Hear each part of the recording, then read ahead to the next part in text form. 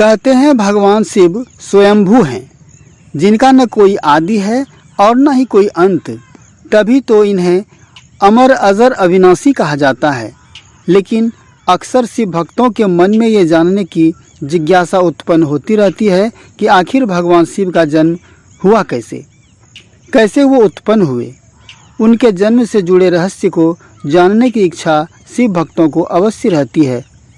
तो चलिए बताते हैं आपको पुराणों में वर्णित भोलेनाथ के जन्म से जुड़ी कुछ रोचक बातें। भगवान शिव के जन्म से जुड़ी कई कथाएं प्रचलित हैं, जिनमें से एक के अनुसार एक बार भगवान ब्रह्मा और भगवान विष्णु के बीच खुद को सर्वश्रेष्ठ बताने को लेकर जमकर बहस हुई। वो बहस कर ही रहे थे कि तभी उन्हें एक रहस्यमयी खंभा दिखाई दिया, जिसका कोई और वो छोर नज़र नहीं आ रहा था। तभी एक आकाशवाणी हुई और दोनों को खंभे का पहला वो आखिरी छोर ढूंढने की चुनौती दी गई। तब ब्रह्मा ने एक पक्षी का रूप धारण किया तो भगवान विष्णु ने वराह का, और दोनों खंभों का पहला और आखिरी छोर ढूंढने के लिए निकल पड़े। कड़े प्रयास के बाद भी दोनों असफल रहे। तब विष्णु जी ने अपनी हार मानते हुए कहा कि काफ़ी प्रयास करने के बावजूद उन्हें खंभे का छोर नहीं मिला। लेकिन दूसरी ओर ब्रह्मा जी ने झूठ कहा कि उन्हें खंभे का शुरुआती छोर मिल गया है। ब्रह्मा जी के इतना कहते ही उस खंभे में से भगवान शिव प्रकट हुए। शिव जी ने क्रोध में भरकर ब्रह्मा जी को श्राप दे दिया कि उनके इस झूठ के कारण पृथ्वी पर कहीं पर भी उसकी पूजा नहीं की जाएगी। तब ब्रह्मा जी को उनकी गलती का एहसास हुआ और भगवान शिव से माफ़ी मांगी। इस प्रकार शिव जी की उत्पत्ति स्वतः हुई थी। आइए एक अन्य कहानी को भी जानते हैं। विष्णु पुराण में वर्णित शिव के जन्म की कहानी शायद भगवान शिव का एकमात्र बाल रूप वर्णन है। इसके अनुसार ब्रह्मा को सृष्टि रचने के लिए एक बच्चे की ज़रूरत थी।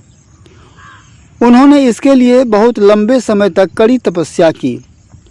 तब अचानक उनकी गोद में रोते हुए बालक शिव प्रकट हुए। ब्रह्मा ने बच्चे से रोने का कारण पूछा तो उसने बड़ी मासूमियत से जवाब दिया कि उनका कोई नाम नहीं है, इसलिए वह रो रहा है। तब ब्रह्मा ने शिव का नाम रुद्र रखा, जिसका अर्थ होता है रोने वाला।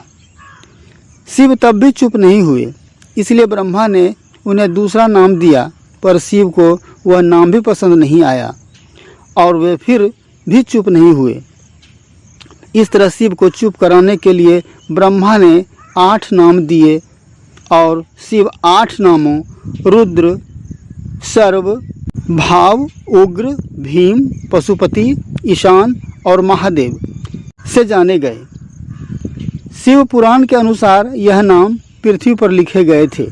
शिव के इस प्रकार ब्रह्मा पुत्र के रूप में जन्म लेने के पीछे भी विष्णु पुराण की एक पौराणिक कथा है।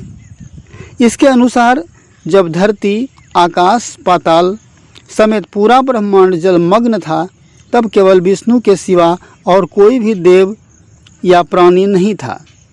तब केवल विष्णु ही जल सतह पर अपने शेषनाग की सैया पर लेटे हुए नजर आ रहे थे। तब उनकी नाभि से कमल नाल पर ब्रह्मा जी प्रकट हुए। इस प्रकार ब्रह्मा विष्णु जब सृष्टि के संबंध में बातें कर रहे थे तो वहाँ पर शिव जी प्रकट हुए।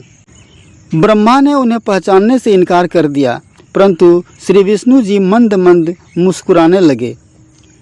तब शिव के रूठ जाने के भय से भगवान विष्णु ने दिव्य दृष्टि प्रदान कर ब्रह्मा को शिव की याद दिलाई।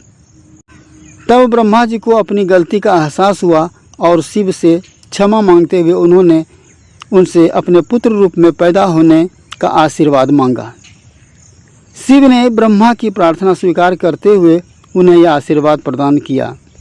जब ब्रह्मा ने सृष्टि की रचना आरंभ करने की सोची तो उन्हें एक बच्चे की ज़रूरत पड़ी और तब उन्हें भगवान शिव का आशीर्वाद ध्यान आया।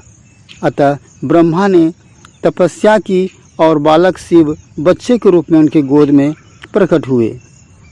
इस प्रकार भगवान शिव स्वयंभू हैं, अर्थात अजन्मे हैं। तो दोस्तों, कैसी लगी आज की कहानी कमेंट कर हमें अवश्य बताएं। वीडियो को लाइक करें और अपने दोस्तों में शेयर भी करें।